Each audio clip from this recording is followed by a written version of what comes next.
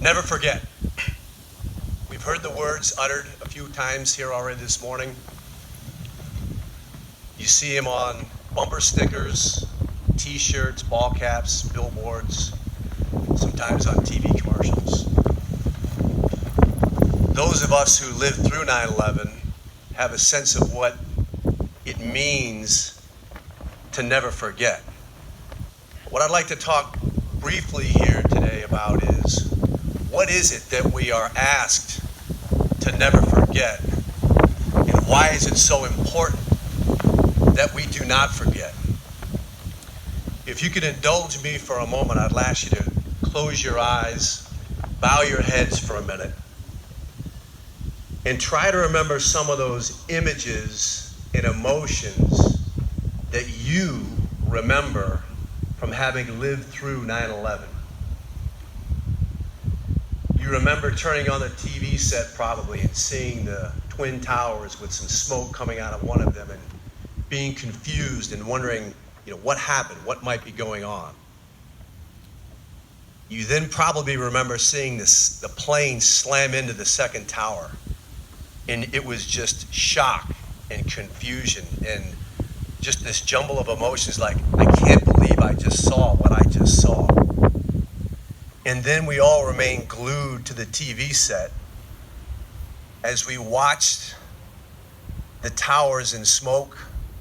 We watched in wonder and amazement at first responders, firemen, policemen, Port Authority, and others not running away, but running towards the danger to help their fellow Americans and others who were caught in that disaster. Then you might remember people so scared that they were jumping out of windows at the top of the World Trade Center.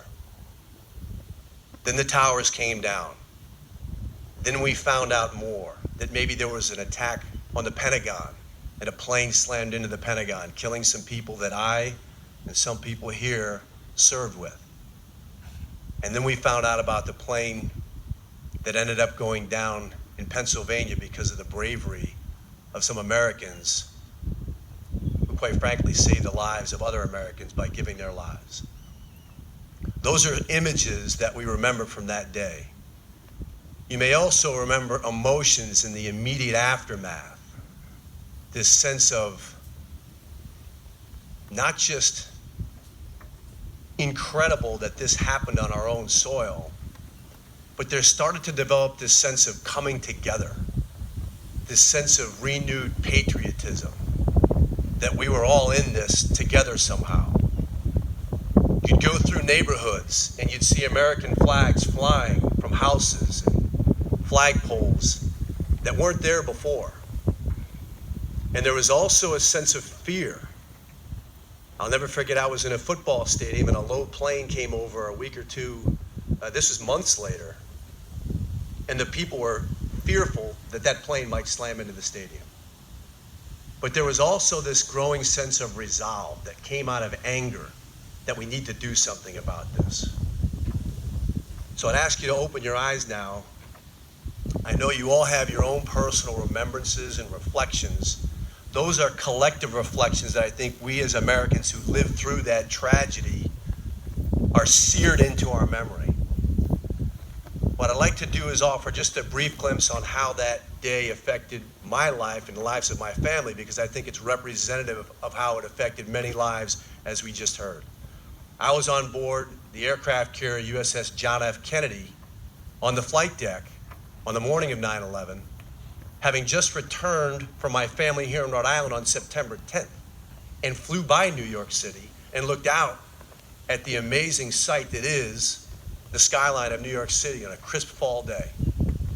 And one of the young petty officers that worked for me ran up to the flight deck. We were about to get underway with our entire carrier battle group, which is cruisers, destroyers.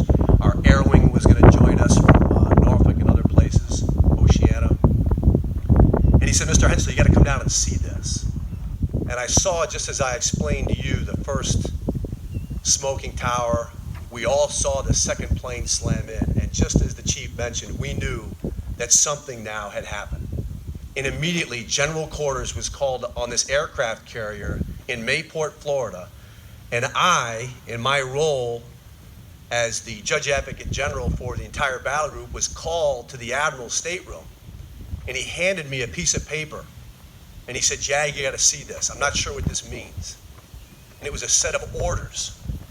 And the orders said nothing more than defend the East Coast of the United States of America from further civilian terrorist attacks. That is the type of order you'd never think that you'd see ever in your entire lives. And he was really asking me the question, who's going to authorize the potential shoot down or takedown of another civilian airliner that we may come in contact with? And we in fact did. We had aircraft that had just come from Oceania with no armaments aboard that were out off the coast, working their way up to Washington, D.C. and New York. And as you may recall, every airliner in the world was grounded. But there were still airliners that were in the air, some of them coming from other nations to the United States. So our F-18 Hornet joined up on this aircraft and tried to communicate that that aircraft needed to land immediately at a certain airfield. And the pilot wasn't talking to him.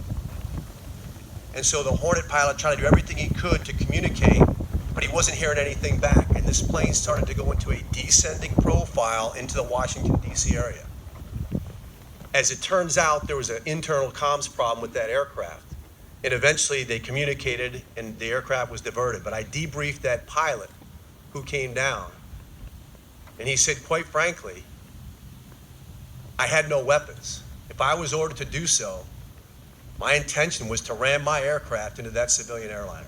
That's the kind of patriotism, duty, honor, courage, but incredible event that I never thought I'd experience in my lifetime and seared into my memory. And after that day, our carrier strike group was the second one on station for what became known as Operation Enduring Freedom. We flew missions into Afghanistan, 8, 9, 10-hour missions into Afghanistan on a daily basis, dropping bombs on the Taliban, on Al-Qaeda in support of our special forces and others on the ground. We did that for months. We were joined, if you recall, by a coalition of nations that wanted to support and help the United States. And we folded them into our carrier strike group and went at them as a coalition of nations to root out this scourge of terrorism, Al-Qaeda, Osama bin Laden, and just wipe it off the face of the earth if at all possible. We found out how difficult that is, as we still have troops there to this day. Not only did I deploy to Afghanistan, but 9/11 altered the course of my life, my children's lives.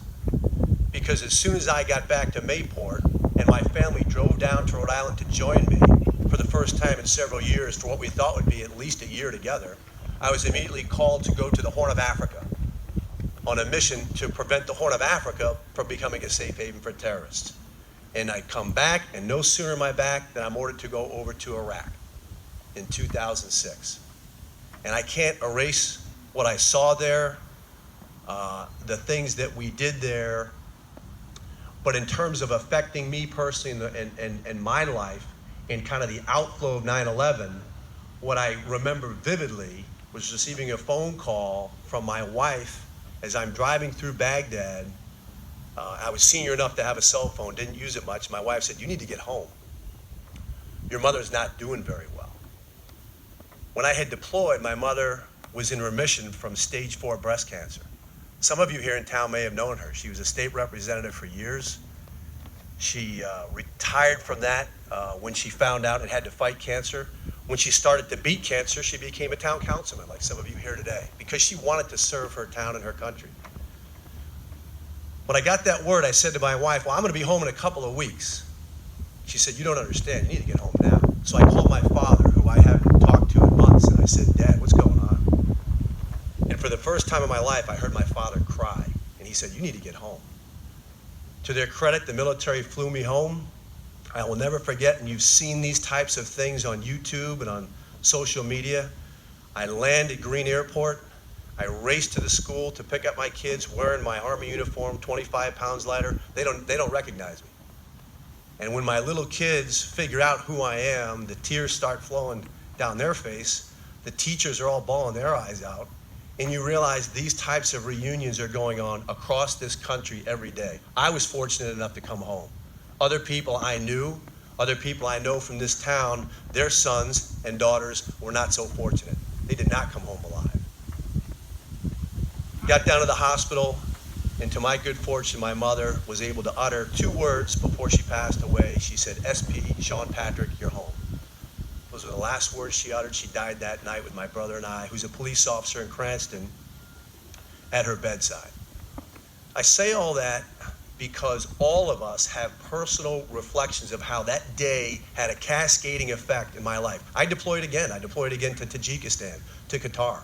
It was this constant series of being asked to serve my country, which I gladly did, which many of us here gladly have dedicated our lives to.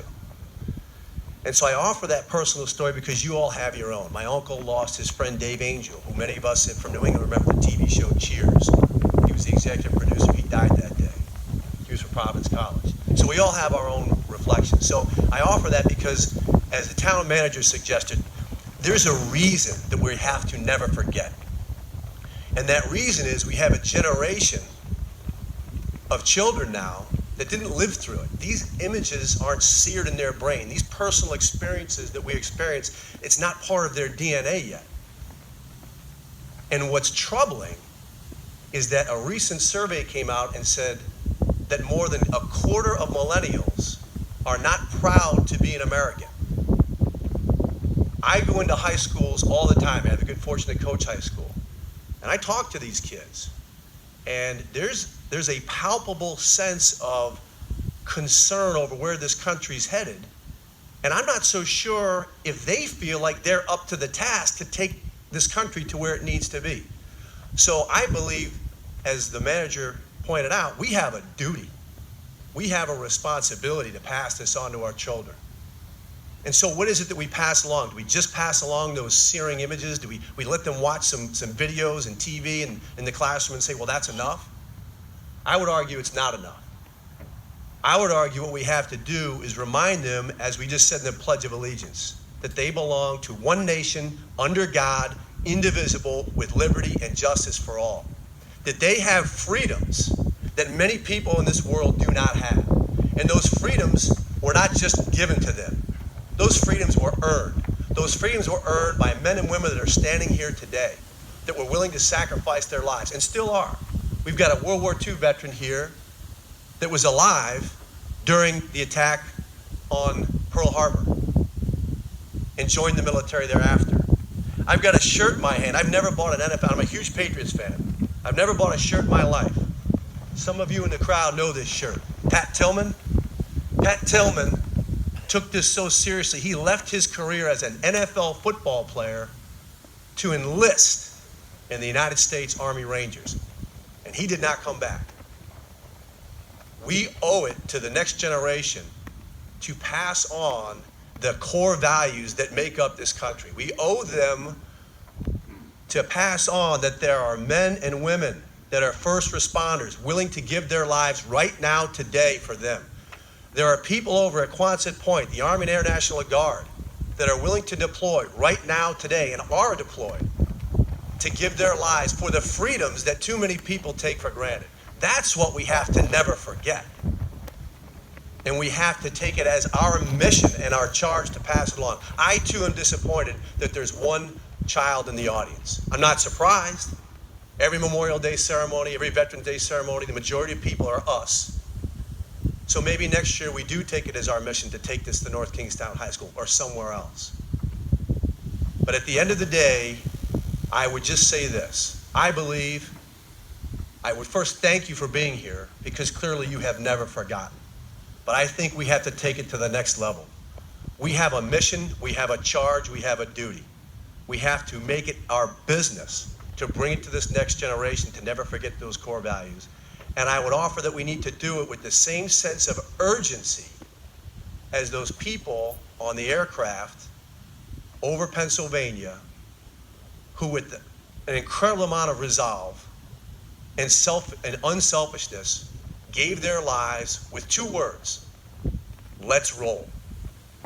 So I would summarize the entire day here talked about. Really, it's 4 words I'd like you to leave here with. Never forget, and let's roll. Thank you.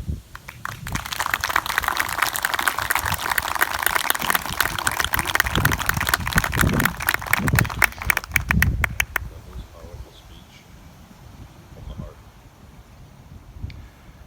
At this time, we will commence with the ringing of the bell. The bell gets rung 4 rounds of 5 sounding. The purpose of that, when a firefighter dies in the line of duty, it is a symbol of 5, 5, 5, 5. At this time, United States Coast Guard retired North Kingstown Fire Lieutenant Christian Anderson shall ring the 4 5s. Lieutenant?